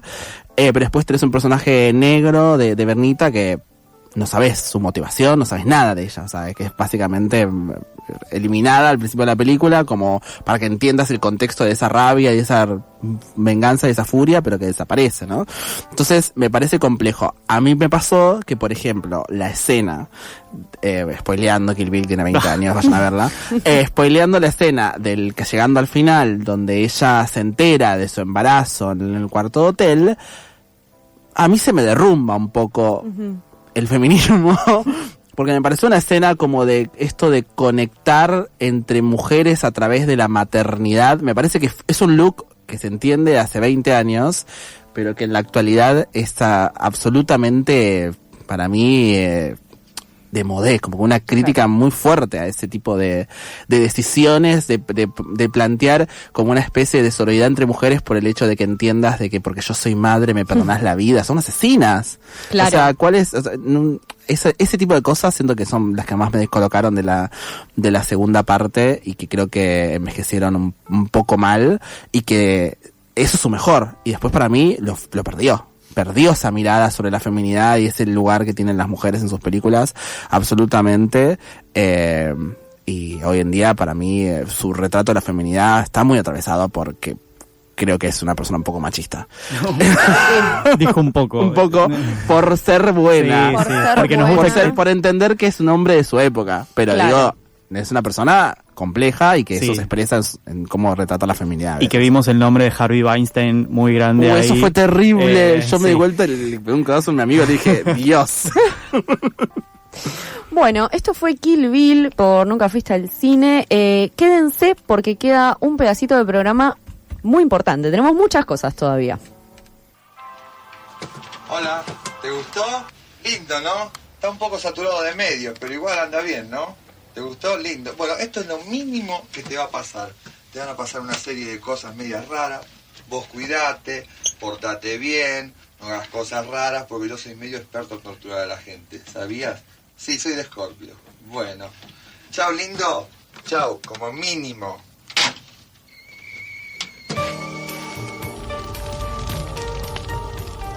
¿Nunca fuiste al cine? También se ve.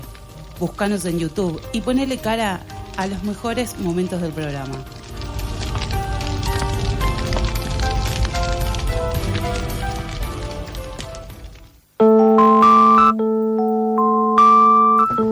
Bueno, como siempre hacemos en Nunca Fuiste al Cine, estamos atentos y atentas a las cuestiones coyunturales que nos están atravesando como industria, y hablamos con Vicky Duclos sobre los concursos de ópera prima del Inca. Ro, ¿querés comentarnos un poquito? Sí, si te parece, escuchamos el primero de los audios de Vicky y después explicamos un poquito, más allá de que ella es muy clara, la verdad. Dale. Bueno, lo que tiene que ver con los concursos del Inca y una cosa en particular a la que creo que hay que prestarle atención a lo largo de este año 2026 es a que efectivamente los ganadores de los concursos puedan hacerse de esos premios y puedan filmar sus películas. Porque hay algunos artículos de lo que tiene que ver con el contrato y las condiciones de cobro de esos, de ese dinero, de esos premios que se han otorgado o que se han asignado, que son dificultosos para algunas producciones en el hecho de tener algunas características que no son muy favorecedoras para lo que requiere una producción cinematográfica. Son sencillamente 2 puntos y creo que es muy clara la representación. El primero es un artículo que lo que dice es que el plazo para firmar el contrato y básicamente hacerse de ese dinero que recibirían por el concurso es un plazo de 12 meses, ¿sí? Los ganadores tienen que firmar ese contrato y una vez que firman ese contrato reciben el dinero de ese premio y no puede superar los 12 meses de espera entre que se les haya notificado que ganaron ese premio hasta que lo firmen, ¿sí? Entonces, los ganadores del año pasado, este año sí o sí tienen que estar preparados para firmar ese contrato. Y en segundo lugar, una vez que se firma ese contrato y se recibe la primera cuota de ese premio, se tiene que ingresar a rodaje dentro de los 60 días corridos de recibida la primera cuota, ¿sí? Entonces, acá empieza a suceder algo con algunas producciones en particular, que es que lo que necesita el cine muchísimas veces es tiempo, ¿sí? El cine necesita tiempo para poder conseguir coproducciones, vías de financiamiento alternativas, fondos, entre otras múltiples formas de completar el presupuesto para poder filmar e iniciar efectivamente ese rodaje, ¿sí? Sabemos que esos concursos no representan para nada la totalidad de lo que necesita una película para producirse. Bien, escuchábamos a Vicky Duclos plantear algo que tiene que ver con los concursos de ópera prima del año pasado, del Inca, que son muy pocos los ganadores, creo que son 5 o 6, no más que eso, y las dificultades que puede presentar dada la característica de la industria cinematográfica, ¿sí? Como bien decía Vicky, al año vos tenés al año tenés que ir a buscar la plata, sí o sí, y a los 60 días y 2 meses tenés que estar filmando. Con todo lo complejo que es eso, porque con la plata que te da el Inca no te alcanza para hacer la película, entonces vos necesitas otras vías de financiamiento. Vamos a escuchar el segundo audio de Vicky y después vamos a profundizar un poquito sobre esto que dice. Bueno, lo que tiene que ver con los concursos del Inca y una cosa en particular a la que creo que hay que prestarle atención a lo largo de este año 2026 es a que efectivamente los ganadores de los concursos puedan hacerse de esos premios y puedan filmar sus películas. Porque hay algunos artículos de lo que tiene que ver con el contrato y las condiciones de cobro de esos, de ese dinero, de esos premios que se han otorgado o que se han asignado, que son dificultosos para algunas producciones en el hecho de tener algunas características que no son muy favorecedoras para lo que requiere una producción cinematográfica. Son sencillamente 2 puntos y creo que es muy clara la representación. El primero es un artículo que lo que dice es que el plazo para firmar el contrato y básicamente hacerse de ese dinero que recibirían por el concurso es un plazo de 12 meses, ¿sí? Los ganadores tienen que firmar ese contrato y una vez que firman ese contrato reciben el dinero de ese premio y no puede superar los 12 meses de espera entre que se les haya notificado que ganaron ese premio hasta que lo firmen, ¿sí? Entonces, los ganadores del año pasado, este año sí o sí tienen que estar preparados para firmar ese contrato. Y en segundo lugar, una vez que se firma ese contrato y se recibe la primera cuota de ese premio. Bien, vamos a explicar un poquito, porque este audio está mal, vamos a explicar lo que planteaba en el segundo audio, que es básicamente ir, ¿sí?, al boletín oficial donde se publicó esto, ¿sí?, que es la resolución 753 del 2025, ¿sí? En esa resolución hay, si nosotros vamos al anexo 1, que está dividido en varios capítulos, uno de ellos plantea, con respecto a los plazos, el capítulo 8, esto que decía Vicky en el audio, ¿sí? Ahora, hay un pequeño asterisco que es importante aclarar, porque ya veo que le van a decir a Vicky y a nosotros también, si nos están escuchando, no creo que Pirobano nos esté escuchando, pero si le llega no, mirá que yo te doy un año más en caso que vos consigas el dinero de algún fondo de fomento internacional. Ahora, conseguir el Fondo de Fomento Internacional en un año, que es el plazo que al principio te da el Inca, desde que ganás hasta que tenés que ir a buscar el dinero, es muy complejo, es muy difícil. Y además, solamente te dan ese año de más si lo que conseguís es vía fomento y no una coproducción, que es lo que normalmente se consigue. ¿Qué sucede? Y acá está, yo creo que esta parte es terrible. ¿Qué sucede si vos no podés, no llegás? No llegás con los tiempos y no conseguís la plata. O sea, no llegás con los tiempos y cuando te presentás te dicen, no, mirá, ya se te acabó el tiempo, devolveme la plata con intereses. Ah, bueno. O sea, tienen que devolver la plata con intereses, que está especificado en los anexos de esta resolución 753 del año pasado. Es decir, lo que dice Vicky, y lo que decimos nosotros también, es que en realidad habría que ver, y esto lo vamos a ver recién a fines de este año, efectivamente, si estos concursos terminan con la producción de películas argentinas. Algunas probablemente haya, pero también puede pasar que haya menos de lo que realmente se quiere fomentar. Y además, por otro lado, si eso no sucede, probablemente el Inca lo que haga sea echarle la culpa a los productores y las productoras de películas diciendo, mira, yo te puse a disposición el concurso, claro, estas son las bases, si no lo haces es porque no querés. Claro, la plata está, si no lo haces, si exactamente, no llegás. Exactamente. Bueno, vamos a seguir de cerca esto porque esto recién empieza porque se están asignando ahora los concursos que se ganaron en 2025.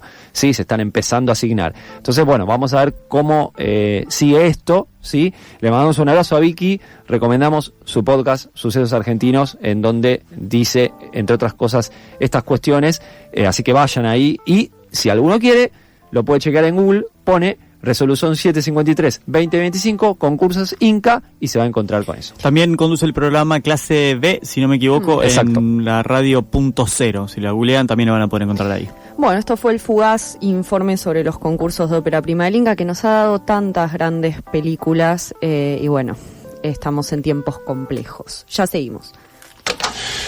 Dios crea al dinosaurio. Dios destruye al dinosaurio. Dios crea al hombre. El hombre destruye a Dios. El hombre crea al dinosaurio. El dinosaurio se come al hombre. La mujer hereda la tierra. Nunca fuiste al cine.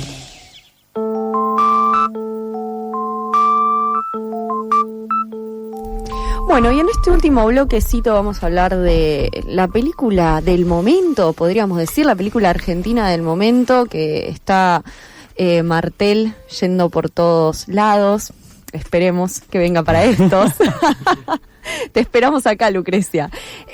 Fueron a ver Nuestra Tierra, la última película de Lucrecia Martel, Ro, Blas, y bueno, acá con Lu estamos muy envidiosas al respecto. Bueno, vayan a verla. Y bueno, sí, pero la semana que viene. Bien.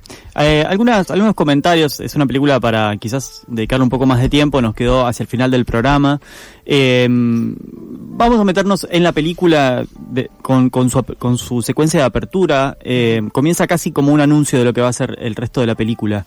El contraste entre el espacio y la técnica por un lado, porque nosotros vemos una imagen satelital, vemos satélites en órbita de la Tierra y vemos a la Tierra, al planeta Tierra de fondo, con los coros divinos de la misa criolla sonando, con una música solemne y con reminiscencias divinas, y luego nos vamos metiendo hacia el planeta Tierra, ¿no? Sobre todo la sustancia que le da su nombre, ¿no? La Tierra. Ahí corta la guitarra y arranca la guitarra de la misa criolla y la voz de Mercedes Sosa. Primero vamos sobrevolando la Tierra, que aparece como una especie de rompecabezas calado por las líneas de la propiedad, y luego aterrizando en una comunidad donde un grupo de mujeres está jugando a la pelota, y vemos en contraplano a familias, madres, tías, como público, compenetradas con lo que está pasando ahí o conversando entre sí. Ahí la película inmediatamente corta a tribunales de Tucumán.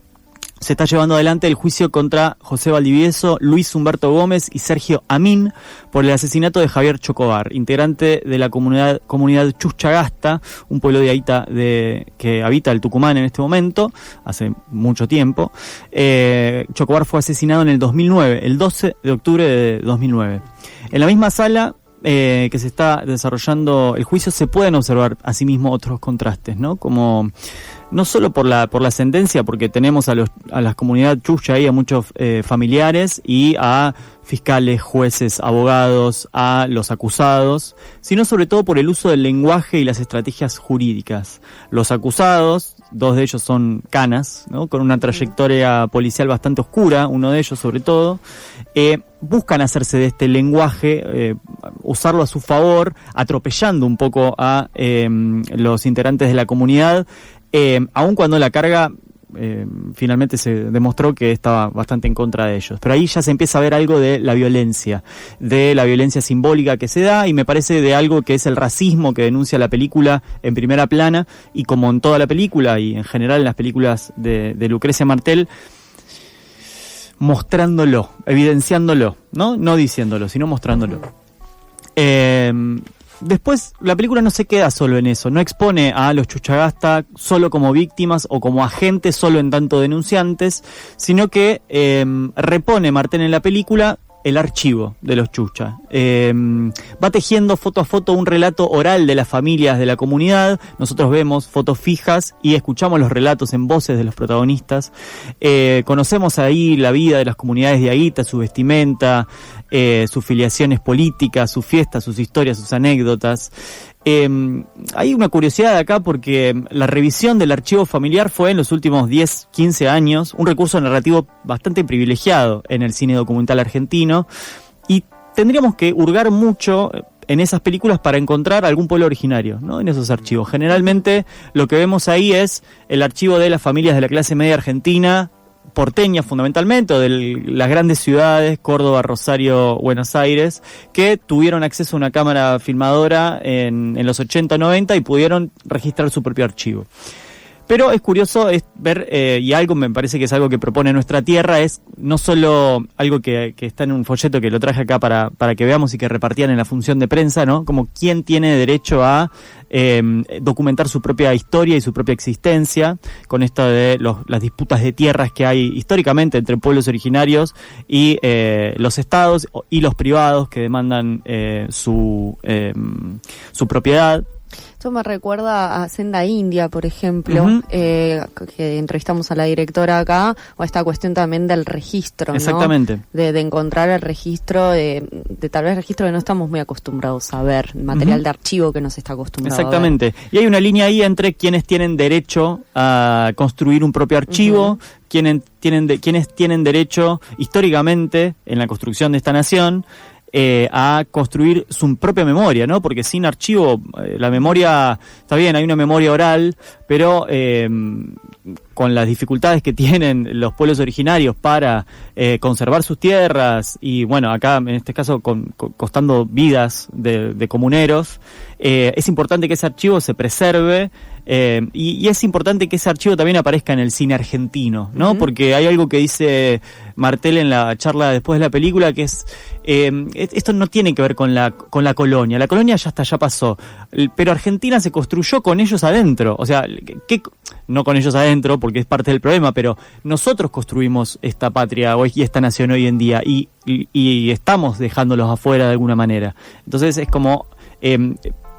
cambia el eje de el pasado y la construcción del Estado-Nación, o sea, en el siglo XIX, a lo que está pasando hoy en día. Y eso es tirar un poco la responsabilidad social ahora, no decir como, la tragedia del pasado, sino algo que se perpetúa en el presente. Como que no es que el colonialismo pasó y ya pasó, sino como también lo que sigue sucediendo hoy día, ¿no? Y bueno, también un poco el pensamiento de muchos del racismo no existe en la Argentina, Argentina no es un país racista, lo he escuchado en algunas notas que han dado después de algunas películas, como esta cuestión de Argentina no es un país racista y sí lo es, o sea, hay mucho racismo. Vos también la viste. Sí, yo coincido absolutamente con lo que dice Blas. A mí me parece una película magnífica, un gran documental. Es el primero de Martel, por otro lado. Creo que es una película que tiene una pretensión muy universal, pero con muchísima atención en los detalles. Hay detalles en el juicio que son excelentes, desde quién sirve un café, quién lo toma, quién no lo toma.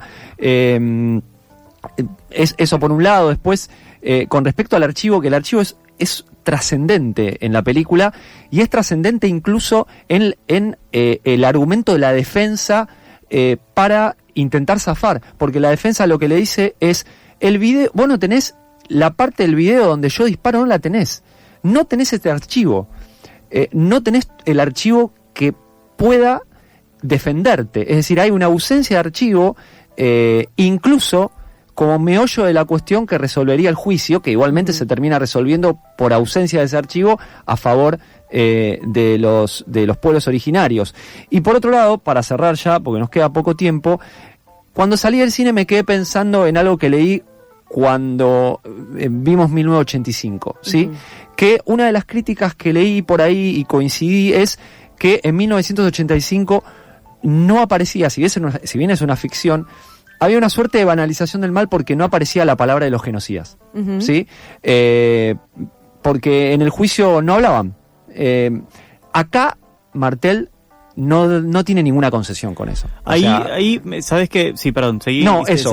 No, que me acordaba de la nota que compartimos en otro momento de Nicolás Prividera hablando de Fuera de Campo y de La noche está marchándose ya, la película de Ramiro Sonsini, con esto de todo el tiempo, como herencia del nuevo cine argentino, hay una preocupación por todo el tiempo. Podés dar un mensaje político, pero tenés que ser sutil, no tenés que ser panfletario, no tenés que ser explícito, no tenés que bajar línea.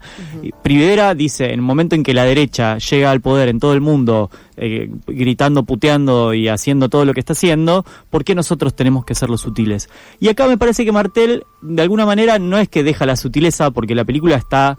que constantemente muestra, resulta que los acusados son tan obvios y el sistema judicial y los abogados defensores son tan evidentes en su interés y en su manera de actuar que no hace falta agregar nada más, pero me parece que al final solamente interviene hacia el final con una voz en off de Mariana Carrizo, teniendo esta suerte de preguntas que hablamos de quiénes pueden producir documentos, etcétera, o qué sentirías si todo el tiempo tuvieses que explicitar quién sos y de dónde venís. Me parece que él hace las dos cosas, como sigue construyendo narrativas, aún siendo un documental, construye narrativas que confían en el lenguaje cinematográfico y a la vez sienta posición, porque claramente no escuchamos casi en ningún momento a los querellantes, que son los que defienden a la comunidad chuchagasta. Todo el tiempo estamos viendo a los acusados, porque eso es donde está ahí lo más rico quizás para mostrar en el cine, pero me parece que no deja de tener posicionamientos con esa intervención hacia el final o con el montaje fundamentalmente, así que me parece que es algo que es muy tiene mucho valor para el cine argentino en este momento ver que se pueden hacer estas películas. Bueno, Lucrecia Martel lo puede hacer porque tiene acceso a múltiples vías de financiamiento. Si ustedes ven, hay como 5 o 6 países interviniendo en la financiación de esta película, además de las diferentes productoras. Así que, bueno, vayan a verla. Bueno, muy bien, y con esto cerramos. Vayan a verla, vayan a ver Nuestra Tierra, mándennos mensajes de qué les pareció, y nos estamos oyendo el sábado que viene por FM La Tribu.